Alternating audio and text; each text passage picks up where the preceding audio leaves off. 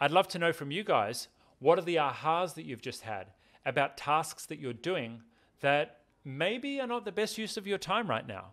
And they could be at work or they could be at home.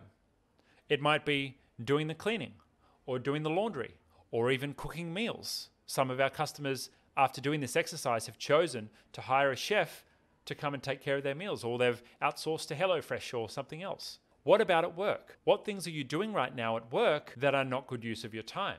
Are you jumping into Xero for an hour or two a week just to do a little bit of reconciliation because it's easy to click the buttons and because it's there? If I did that, that would cost me $5,000 a week in my time. 2 hours, $5,000 of my time. If I spent my time reading and researching, pulling everything together and creating slideshows for every one of these videos that I created, would that be good use of my time? No. So I've hired producers and a marketing team to help out with that. So what I'd like you to do right now is to write down what are 4 or 5 things that you're doing right now that are not good use of your time. They are worth less on an hourly rate than what your new hourly rate is. Now that you know your new hourly rate, that's your metric. And I've even got a sticker on the front of my computer which says, is this task worth $2,500 per hour? That's my little reminder. Is this actually worth that time? And I'd love to know from you, please share it in the comments. What's one of the things you're doing right now which is worth less per hour than your new hourly rate? And what are you going to do about it? Are you going to delegate it? Are you going to automate it?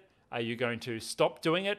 Maybe you can just stop doing it or just at a minimum assign it to someone else. When we get to building out our systems and writing systems and creating them, that's how we're going to start to take hats off us. Tim Ferriss says, automate, delegate, or delete, which basically means set up a system so it can be done automatically by itself, technology system of some sort. If you need help with that, get in touch with IT Genius. Number 2, delegate, get it onto someone else's plate after you've written a system for it. Or number 3, delete, just stop doing it. Okay, remember to pop those down in the comments, guys. I'd love to know what you are going to be changing about yourself. Now, I've got another great tool here which will help you to identify where you're spending your time every week.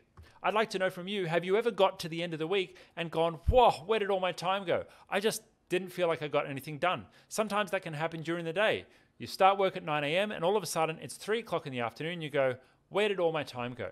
Well, this little tool here is called Rescue Time, and it does exactly that. It's a free app that you can install on your Windows, your Mac machine, or even a Chromebook, and it will track what you're doing all day long and give you a little report at the end of the week to let you know what was up with your priority and your scheduling.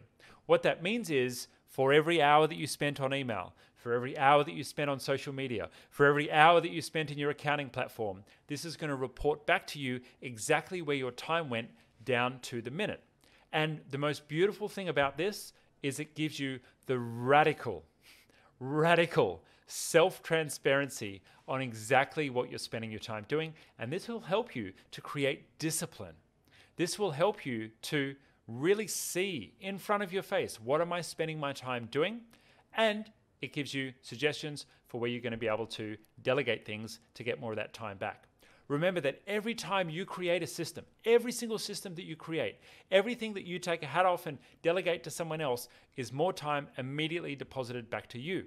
But it compounds. If you save an hour a week now by writing one system, and it might take you 1 hour to write the system, it might even take you 2 hours to write the system. But every week from now on, you get an hour back. And with that hour, maybe you write another system for something else. And all of a sudden, with that 1 hour, you're gaining 2 hours per week. And it compounds and compounds and compounds and compounds. So using an app like Rescue Time is going to help you see exactly where you're spending your time and know where you should be putting your attention and your focus on getting things off your plate and onto someone else's plate. Let's talk about another cool trick in visualizing where we want to go with our processes. And this is creating a future organizational chart. Now, for most businesses, you're probably going to have some kind of organizational chart in the business, right? You've got setup of where everyone is and where they live and what their role are and who they report to. And look, whether your organizational charts are circles or squares or pyramids or triangles, there's all different ways of putting together an organizational chart. But the purpose of an organizational chart is not to show hierarchy. It's to show responsibility. Now, we have an extended version of an organizational chart, which has a full list of responsibilities for each person in the business. This is called an organizational chart, and this is actually taken from Scientology. Now, I'm not a Scientologist, but I went through some pretty cool business training with some Scientologists, and this is one of the coolest things that I learned. Not only does it show how your organization is structured, but it shows all of the different responsibilities for each different area of the business. And so you can use a tool like this to outline not only somebody's position and where their responsibilities are, but each task that sits under them, so you know not only what systems do we have documented now, but what systems do we maybe need to document just in case that staff member needs to come or go from the business. Importantly, when we set up an organizational chart like this, what we want to do is we want to make sure that we have the future covered as well. So you'll have an organizational chart for now, but you'll also have an organizational chart 3 years or 5 years down the track. Now, this is a trick from Michael Gerber in his amazing book, The E-Myth, or The Entrepreneurial Myth. And with this tool, it allows you to see, where is my business going to be and where might I need to build systems and processes for the future. And so what this allows you to do is drill down deeply into exactly what each person is doing inside the business. Once you know exactly what each person is doing in the business and where all of those responsibilities lie, it becomes much easier for you to start taking things off your hat and passing them on to someone else. Now, I said at the start of this video that this video was aimed at startup and launch business owners who are really in the stage of getting their first few employees on. But I would suspect that if you are a business that is in growth mode and you've already breached through 3 or 4 employees and you're in that stage of really like getting the legs on the business and sussing out the business model and pivoting and getting things working as you grow and try and create a scalable organization that you can one day step away from, I would suspect that you may not have gone and done this unless you were very deliberate at creating a well-systemized and well-run business from the start. And there's no shame in that. That's okay. Now is just a good time to go back and do your homework and get it running more smoothly for you. Now, if you were a little bit intimidated by the size of the organizational chart that I shared, I've got a simpler one to share with you, and this is a simpler way of organizing and structuring your team. You can see here that we've got an area for people, tools, and data. This is kind of like admin and your HR section of the business. You've got a dedicated area of the business for qualifications and training. We like to make sure that we have a dedicated team who are tackling our HR, hiring the right people, making sure they're the right culture, but also upskilling our team. If you've ever had a poor performer who you thought was probably the right cultural fit, but they just weren't performing well, and you've gone and then trained them, increased their competency, and found, wow, all of a sudden they turned into a performer. Well, making sure that you have a dedicated regime for qualification, training, and improving the competency of your team members is super duper important. Next up, you can see here we have our leadership, which sits at the top. That's setting the vision and the mission and the goals and where you want to take the business. That should be a collaborative effort, but it's definitely something that is led by the executive team. And then in the middle here, we have the business model. Attraction, which is about attracting customers. Some may call that marketing. I call that finding people who don't know about you and getting them to know about you. Sales and conversion is about taking people that know about you and converting them into customers. Number 4 is finance. Collections is pretty obvious. And then we have delivery. Now, some businesses get that the wrong way around. They deliver before they get paid. I think that's a bit silly. But anyway, not everyone runs business the same way that I do. But this organizational structure may help you to just kind of think about, how do we want to plan out the future of the business? If we don't have the funding or the budget to hire someone in a position right now, who's the next person we do hire when we have the budget?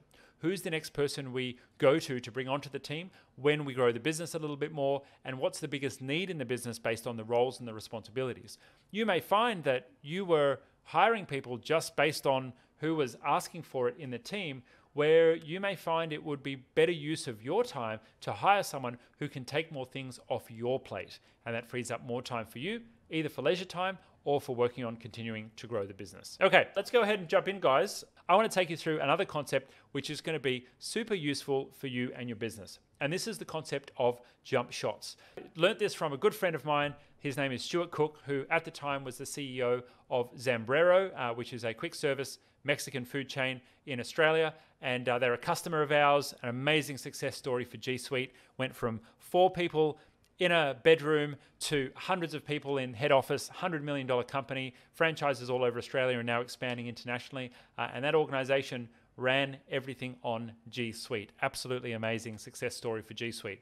Now, jump shots are a way for you to get your team on board with the most important processes of your business. And if you're a basketball fan, I want to take you to a special place. Who is the greatest basketballer of all time? There may be some contention around this, but my vote goes to Mr. Jordan himself, the king. And I watched an amazing documentary on him recently on Netflix, which was just absolutely phenomenal. He is the undisputed king. Fight me if you disagree. Now, Jordan wasn't the king because he perfected the double backflip slam dunk. Jordan was the king because he practiced the jump shot. And he practiced and practiced and practiced and practiced and practiced and practiced the jump shot.